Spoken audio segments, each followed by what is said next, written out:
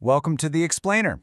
Today, we're diving into a sermon that asks a pretty simple question, but trust me, the answer it gives is anything but.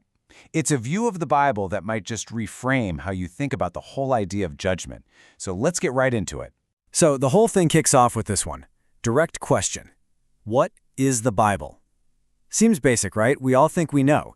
But this question is really just the hook for a much, much deeper argument, that the Bible isn't some dusty old book, but a living, breathing force that's active right here, right now.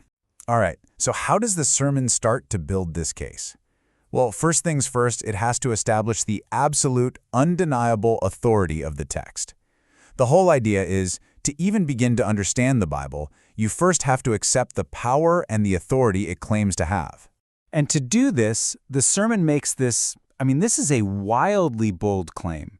It says that the divine being, called Elohim in Hebrew, actually values his own word, the scriptures, even more than his own sacred name.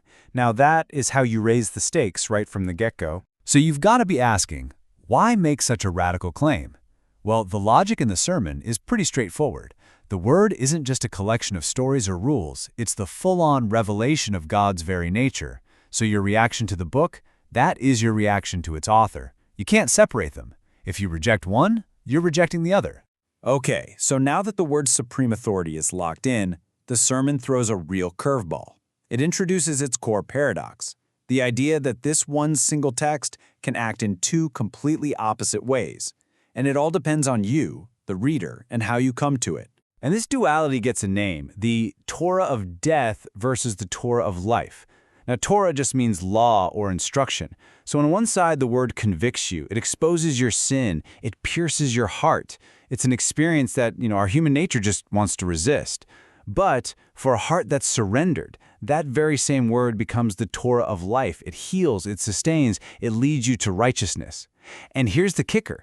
It is the exact same word, just having two totally different effects. So, to explain why so many people push back against this, the sermon uses this really powerful metaphor.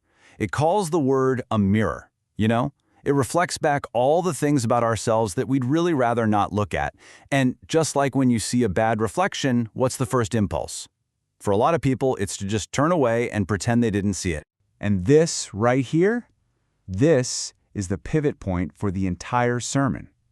The path from that Torah of death to the Torah of life, well, it's not about dodging the wound. It's not about avoiding that conviction. It's about enduring it.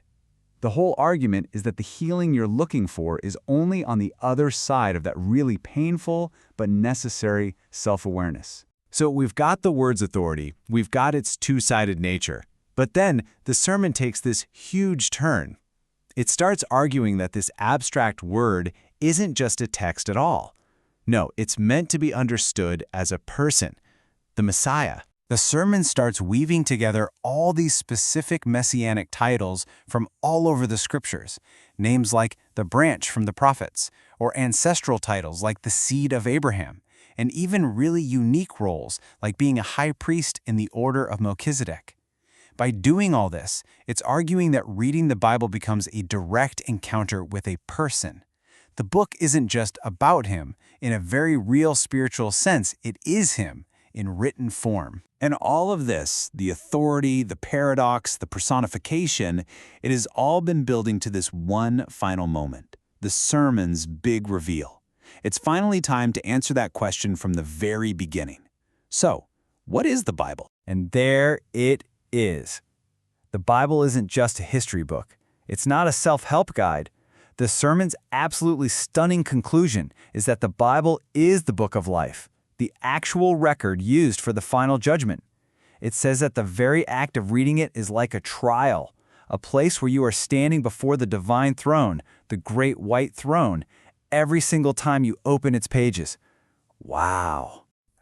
Just think about what that implies. It completely flips the script on the whole concept of judgment. Suddenly, it's not some far-off event you have to wait for. No.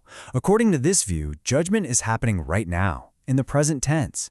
It's an ongoing process that happens in those quiet moments you spend with the text. This quote just drives the point home with so much force.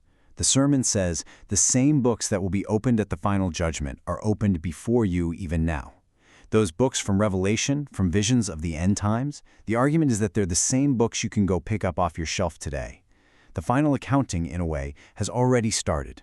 And so the sermon leaves us by turning this huge theological concept into a deeply personal and kind of chilling final question.